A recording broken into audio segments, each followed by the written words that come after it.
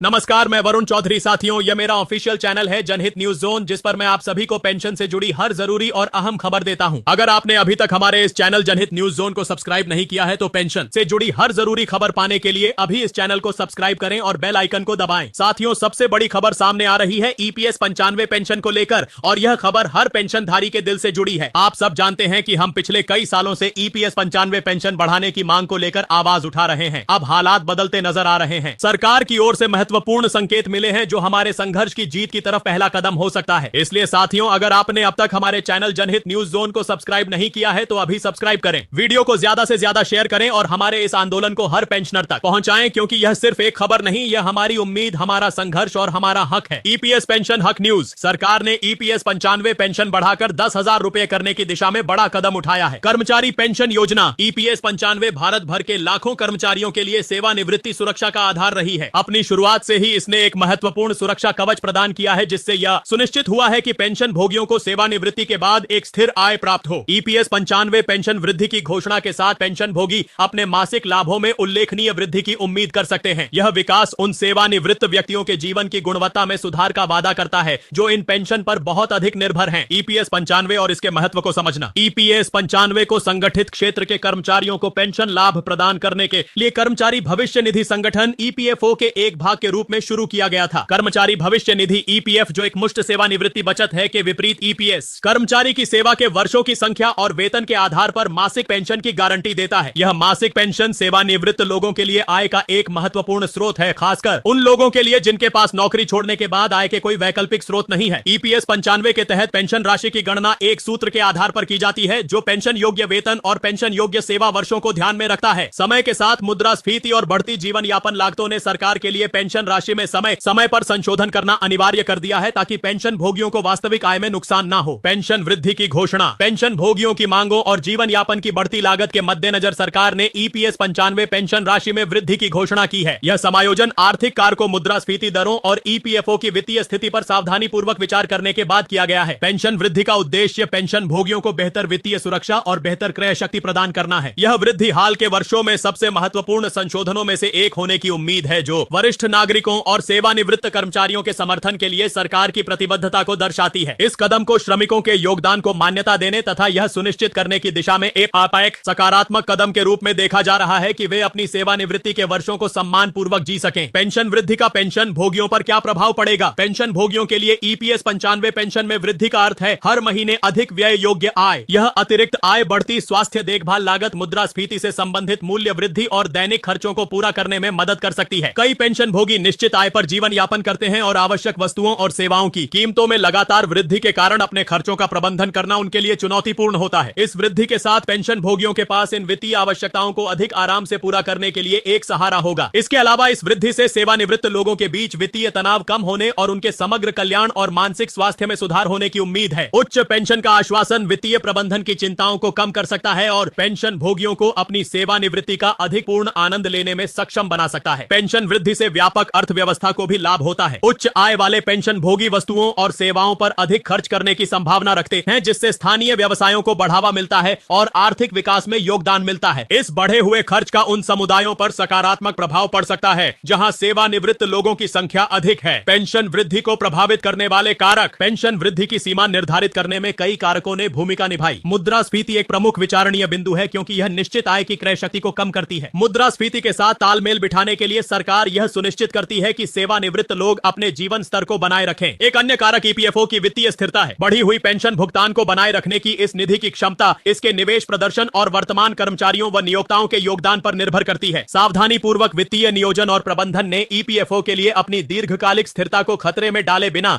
इस वृद्धि की घोषणा करना संभव बना दिया है। जनसांख्यिक रुझान जैसे सेवानिवृत्त लोगों की बढ़ती संख्या और लंबी जीवन प्रत्याशा भी पेंशन नीतियों को प्रभावित करती हैं। जैसे जैसे लोग लंबे समय तक जीवित रहते हैं, उन्हें लंबी अवधि की पेंशन की आवश्यकता होती है, जिससे समय समय पर संशोधन अनिवार्य हो जाता है। पेंशन भोगियों को आगे क्या पता होना चाहिए? पेंशन भोगियों को पेंशन वृद्धि के सटीक विवरण, जिसमें संशोधित पेंशन दरें शामिल हैं, के बारे में जानकारी रखनी चाहिए। यह समझने के लिए कि यह वृद्धि व्यक्तिगत पेंशन राशि को कैसे प्रभावित करेगी। ईपीएफओ या संबंधित सरकारी निकायों से आधिकारिक संचार पर नजर रखना महत्वपूर्ण है। अतिरिक्त पेंशन भोगियों को अपने पेंशन स्टेटमेंट की नियमित रूप से समीक्षा करनी चाहिए और यदि उन्हें कोई विसंगति दिखाई दे या उनके कोई प्रश्न हो तो ईपीएफओ कार्यालयों से संपर्क करना चाहिए। चाहिए। सक्रिय रहने से यह सुनिश्चित होता है कि पेंशन भोगियों को वे सभी लाभ मिले जिनके वे हकदार हैं। पेंशन भोगियों के लिए अपनी समग्र वित्तीय योजनाओं की समीक्षा करने का भी यह एक उपयुक्त समय हो सकता है। पेंशन आय में वृद्धि के साथ कुछ लोग अपने वित्तीय भविष्य को और अधिक सुरक्षित करने के लिए अतिरिक्त निवेश या बचत रणनीतियों पर विचार कर सकते हैं। सरकार और ईपीएफओ की भूमिका। इस पेंशन वृद्धि में सरकार की भूमिका महत्वपूर्ण है। समायोजन की आवश्यकता को पहचानने और उन्हें लागू करने में नीति निर्माता सामाजिक कल्याण और आर्थिक न्याय के प्रति अपनी प्रतिबद्धता प्रदर्शित करते हैं। इस योजना के प्रशासक के रूप में ईपीएफओ इस वृद्धि को कुशलता और पारदर्शिता से क्रियान्वित करने में महत्वपूर्ण भूमिका निभाता है। इस पहल की सफलता के लिए बढ़ी हुई पेंशन का समय पर वितरण सुनिश्चित करना और पेंशन भोगियों के साथ स्पष्ट संवाद बनाए रखना आवश्यक है। सरकार और ईपीएफओ को भविष्य में आवश्यकता अनुसार समायोजन करने के लिए आर्थिक स्थितियों और पेंशन भोगियों की आवश्यकताओं की निगरानी करना जारी रखना चाहिए। भविष्य की ओर देखना। ईपीएस 95 पेंशन का भविष्य। पेंशन वृद्धि ईपीएस 95 पेंशन के भविष्य के लिए एक सकारात्मक मिसाल पेश करती है। यह बदलती आर्थिक वास्तविकताओं और जनसांख्यिकीय रुझानों के अनुसार पेंशन नीतियों को अनुकूलित करने के महत्व पर प्रकाश डालती है। जैसे जैसे भारत का कार्यबल और अर्थव्यवस्था विकसित होती है, पेंशन प्रणाली को सेवानिवृत्त लोगों की आवश्यकताओं के प्रति संवेदनशील बने रहना आवश्यक है। आने वाले समय में पेंशन कवरेज में सुधार करने, लाभ बढ़ाने और फंड की स्थिरता बढ़ाने के उद्देश्य से और भी सुधार किए जा सकते हैं। डिजिटल नवाचार और बेहतर डाटा प्रबंधन पेंशन प्रशासन की दक्षता में भी सुधार ला सकते हैं। पेंशन भोगियों के लिए मुख्य बात यह है कि उनकी चिंताओं को सुना और संबोधित किया जा रहा है। यह वृद्धि केवल धन के बारे में नहीं, यह सम्मान, गरिमा और देश के विकास में योगदान देने वालों के लिए एक सुरक्षित और आरामदायक सेवानिवृत्ति को सुनिश्चित करने के बारे में है। निष्कर्ष, ईपीएस 95 पेंशन वृद्धि भारत में पेंशन भोगियों के लिए एक महत्वपूर्ण मील का पत्थर है। यह बढ़ती जीवन यापन लागत के बीच अत्यंत आवश्यक वित्तीय राहत प्रदान करती है और सामाजिक सुरक्षा के प्रति सरकार की प्रतिबद्धता को पुष्ट करती है। पेंशन भोगी अब बढ़े हुए मासिक लाभों की आशा कर सकते हैं जो उनके जीवन की गुणवत्ता में सुधार लाएंगे। साथियों, इस खबर को ज्यादा से ज्यादा शेयर करें और चैनल जनहित न्यूज जोन को सब्सक्राइब करना न भूलें। धन्यवाद।